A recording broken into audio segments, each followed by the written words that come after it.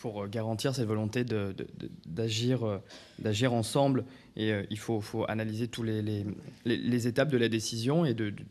On ne l'a pas forcément encore entendu. Il y a dans la vie des institutions une fonction, donc celle de directeur d'établissement. Donc c'est vous, Jean-Claude Pical, vous êtes directeur du centre hospitalier centre gérontologique du départemental de Marseille. Alors, je vais vous poser une question. Quelles sont, vous, quand vous pensez à la décision, vos priorités en tant que directeur d'un établissement? C'est clair que dans une institution, j'ai envie de dire qu'il y a deux mots qui doivent être présents à l'esprit. C'est à la fois modestie et ambition. Modestie parce qu'il faut rechercher des solutions personnalisées. Que dans une relation humaine entre un soignant et un soigné, on ne peut jamais garantir toute l'efficacité optimale du soignant. Mais c'est aussi l'ambition parce que une institution, ce n'est pas une institution de fin de vie, ce n'est pas une structure de fin de vie, c'est une structure de vie tout court. Et donc c'est à partir de ces quelques éléments qu'il faut arriver à travailler. Alors ça a été dit, il y a à l'évidence dans l'accompagnement de la décision d'un patient, à domicile comme en institution, un conflit, ça a été dit, entre deux principes éthiques tout aussi respectables l'un que l'autre, que ce soit l'autonomie ou la bienfaisance. Et la caractéristique d'une institution gériatrique digne de ce nom, c'est d'organiser la gestion de ce conflit au mieux de l'intérêt de la personne. C'est clair que tous les soignants ont la tentation bien compréhensible du paternalisme. Je sais ce qui est bien pour vous. Et c'est d'autant plus fort lorsque les capacités cognitives se trouvent dégradées. Ce que je voudrais dire aussi, de manière préalable, au niveau de l'institution, c'est qu'il est essentiel qu'il y ait une vision globale, qu'il ne soit pas qu'une vision soignante. Il faut que ce soit véritablement une vision d'institution, qu'il n'y ait pas de décalage entre les impératifs administratifs et la vision soignante. Une institution qui réussit dans la prise en charge des personnes âgées, c'est vraiment une institution qui a cette vision globale. Alors, le travail d'un directeur, le travail d'une direction, c'est de rendre possible la proposition d'une réponse personnalisée, parce que c'est bien de ça qu'il s'agit. C'est d'autoriser un certain nombre de postures. Ça a été dit, il y a pour l'essentiel 3 types de postures par rapport à la décision du patient. La première, c'est le refus. Parce que c'est clair que, parce que nous sommes dans un environnement collectif, nous allons être amenés en institution à refuser un certain nombre de décisions du patient. Alors on a parlé tout à l'heure, de manière sous-jacente, d'une institution qui caille le jour au Canada. C'est vrai que je me vois mal demander au personnel de l'institution de se mettre en pyjama la nuit. Ce n'est pas un problème de budget, je crois que je pourrais aller jusque-là, on pourrait acheter les pyjamas. Mais c'est toute l'organisation derrière qu'il faudrait imaginer. Et c'est clair que ça peut se concevoir dans une petite institution, présentée dans un film, et c'est très bien. Moi, j'ai été interpellé par cette institution. Mais je crois que c'est difficilement reproductible.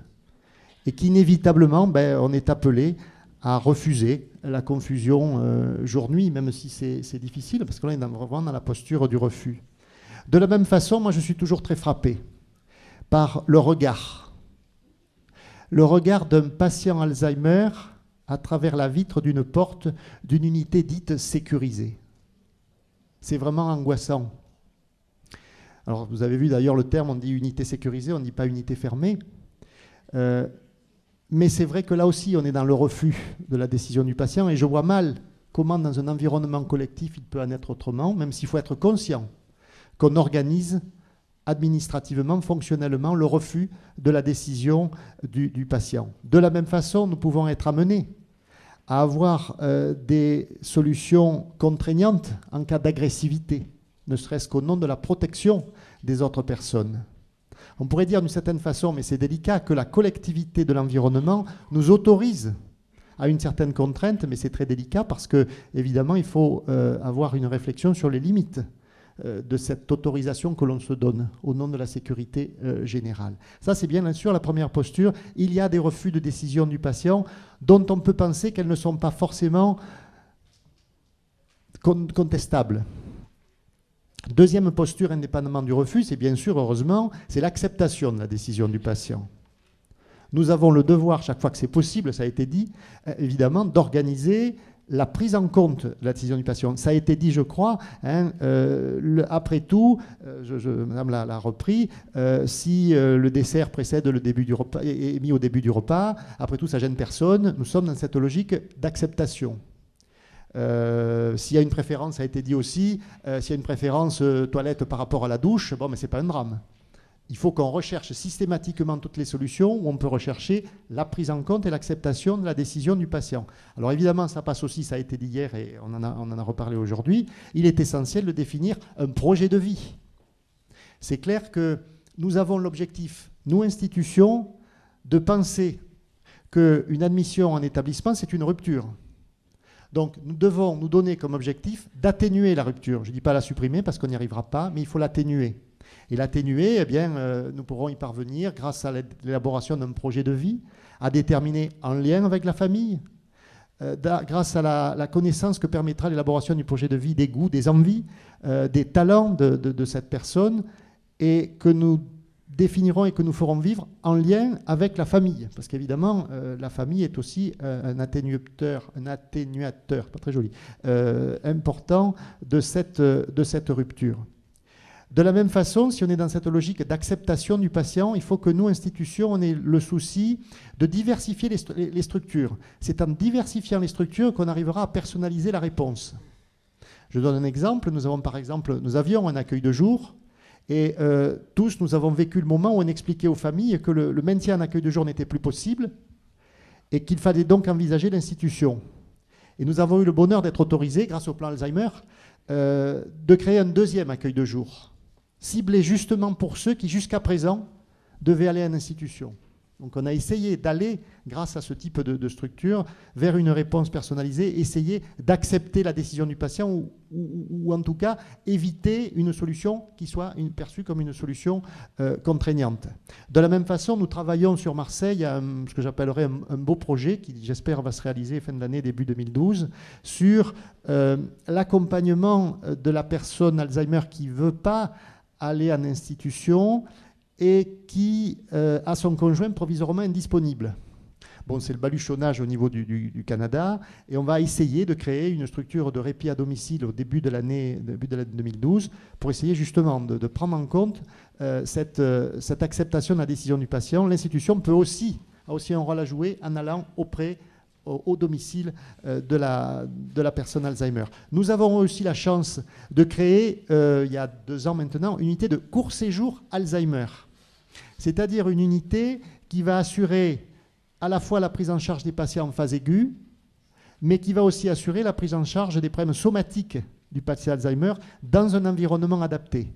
On est là aussi dans une logique où on s'efforce de s'adapter, donc d'accepter la décision du patient. Essayons d'éviter que le patient Alzheimer se retrouve dans un environnement banalisé.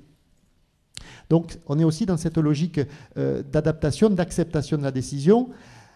Autre élément dans l'acceptation, c'est l'animation. Rien n'est pire qu'une maison de retraite où on dit « ça y est, cet après-midi, à 15h, il y a un film sur la Corse. Allez, tout le monde va voir le film sur la Corse. » C'est terrible, ça. Donc il faut qu'on ait la stratégie de se dire que l'animation pour des patients Alzheimer n'a rien à voir avec l'animation dans une structure classique, et encore plus qu'il est nécessaire de rechercher, dans la mesure des moyens dont on dispose, des solutions adaptées. Donc l'adaptation de l'animation, c'est aussi une façon d'accepter la décision du patient, et il faut accepter l'idée aussi qu'un patient dise votre animation, ça ne m'intéresse pas.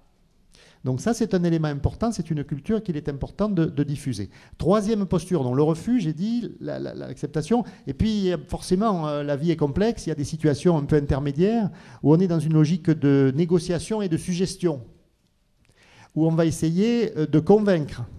Il y a une belle phrase de notre directrice des soins qui dit « Lorsque une toilette doit être faite pour un patient Alzheimer, il y a un temps à prévoir, c'est le temps d'apprivoiser le regard. » Et ça, je crois que c'est fondamental. C'est un élément essentiel. Il y a cette logique de suggestion, de négociation. De la même façon, nous nous efforçons au CGD, mais comme dans beaucoup d'institutions qui accueillent des patients Alzheimer, nous nous efforçons de privilégier des thérapies dites non médicamenteuses. Ben là aussi, on est dans une logique de suggestion. On ne va pas envoyer d'autorité un patient dans un espace Snowden, ça n'a aucun sens. Il faudra donc qu'il y ait un accompagnement préalable. On va suggérer, ce n'est pas évidemment le patient qui spontanément me dit « Tiens, j'aimerais bien aller à l'espace de Solène », il ne sait même pas ce que c'est.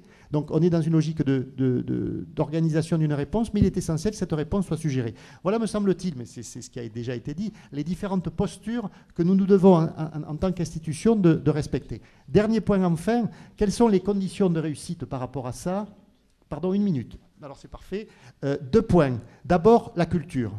Je crois qu'une institution gériatrique digne de ce nom doit avoir l'objectif d'une culture spécifique Alzheimer auprès de ses personnels, à travers les formations, à travers l'accompagnement psychologique des personnels, le fait d'être à côté des personnels, parce que c'est extraordinairement difficile.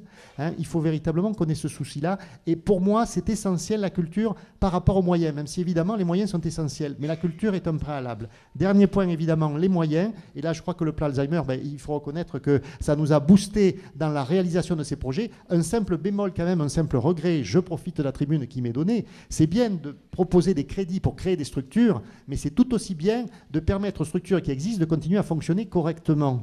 Et quand je vois une coupe dite pathos... Le message est passé. Quand je vois une coupe dite pathos, alors c'est un verbiage, mais enfin la coupe pathos a pour objet de déterminer, d'objectiver le besoin des patients. Parfait. Le seul souci, c'est que lorsqu'on nous explique qu'il y a un patient Alzheimer, il y a une moindre cotation de l'estimation des besoins. C'est peut-être vrai sur le plan technique, mais c'est une absurdité sur le plan relationnel. Donc moi, je souhaiterais, ça, je ne suis pas le seul à le dire, hein, je sais qu'il y a des réflexions qui sont menées là-dessus, mais il faudrait que véritablement, dans la détermination objective des besoins, les pathologies neurodégénératives soient prises en charge et soient mises à leur juste place. Voilà, puisque je n'ai pas le temps, je voulais juste terminer là-dessus. Merci. Bon. Donc c'est sur cet appel à nos responsabilités, à notre volonté d'agir tous ensemble qu'on va devoir clôturer cette table ronde parce que notre programme va être un petit peu avancé. Je vais vous demander de les applaudir. Voilà, tous nos acteurs. Il y avait d'autres acteurs qu'on n'a pas pu faire monter sur scène.